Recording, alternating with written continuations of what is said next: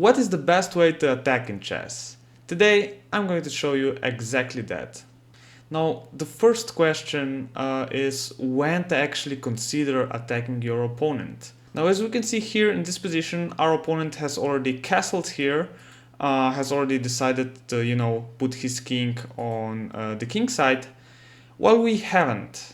Now this gives us the advantage here because we can also just not castle, leave our king here, and simply use our rook with the help of our pawn. Now another strong indicator that we should start an attack in this position is that we have this pair of bishops looking at the direction of the opponent's king. We also have the knight which could join the attack later on, as well as the queen.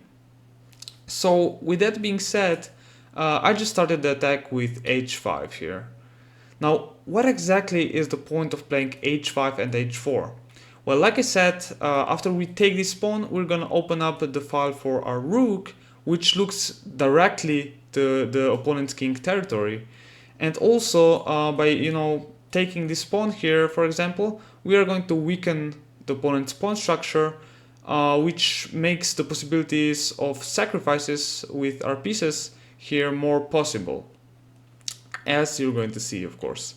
Here white played a3, we just played h4 like we said, and he played knight to b5 attacking our bishop. Of course we don't want to trade this bishop off because we're going to have one less piece here in the attack, so that's why we save the bishop, we play bishop to b8, and we're going to continue with the attack.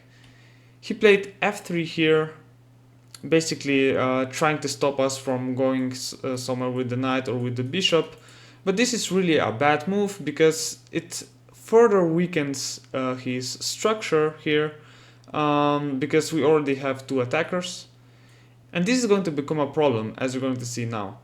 Now of course I took on g3, opening up a file for our rook, and now I went knight to h5. Now this looks like a bit of a weird move because white could just play g4, right? And give us a fork? Well, no. He's already exposed his king so much that he can't actually do that. We of course just play queen to h4 here, jumping in with the attack. Now remember what I said earlier, if you have more pieces in the attack than the opponent has in the defense, then it's likely the attack is going to work out. Why does this work? Of course, if he takes your bishop, we can play bishop to h2 check, and after he moves the king, we can do this check here, and after he moves back, this is just a checkmate. And from this example, we can see that the king is really weakened here.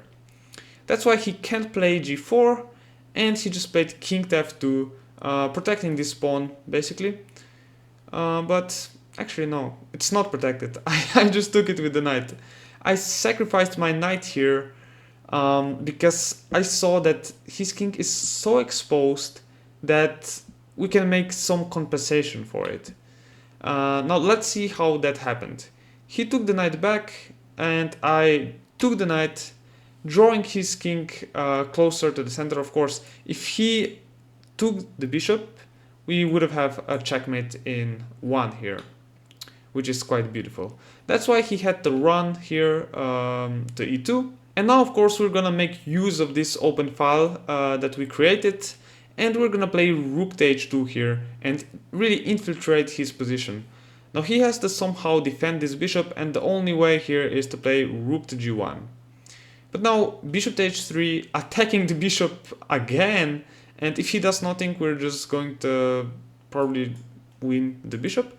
So that's why he defended it, and I simply played queen to b6 here. You have to realize that he can't do anything here, if he moves any piece, we're just going to win the piece simply. If he moves the queen anywhere back, we're just going to again win the piece, and yeah, he basically can't move the bishop because of the pin. So he's completely stuck here.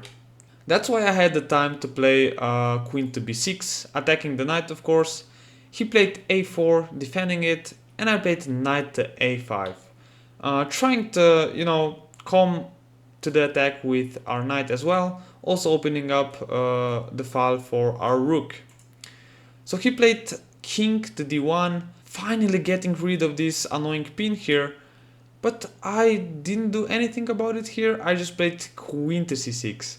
And it's another really nice move, because if he decides to take this bishop and think, oh, I just won a piece, you know, this is going to be bad, because I can just come here with queen to c2 checkmate with the help of the rook and the bishop.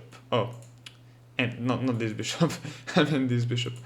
Okay, so that's why he can't actually take our bishop on h3, and he played knight to c3 back. Now I decided to play queen to b6 here, and after he took our bishop on h3, I surprised him with queen to b3 checkmate. It's the same as before, but the queen is not on c2 but on b3, delivering a beautiful checkmate, because, you know, the king has nothing else to do. So I think this is a really good example on showing you when to actually attack and how to attack. Usually the best way to attack is to use some pawns to, you know, undermine the opponent's pawn structure, and then use your pieces to gain an initiative in the attack, and sometimes even sacrifice pieces, which is, of course, also very satisfying. So guys, if you like this video, please subscribe, like it, and I'll see you guys in the next video.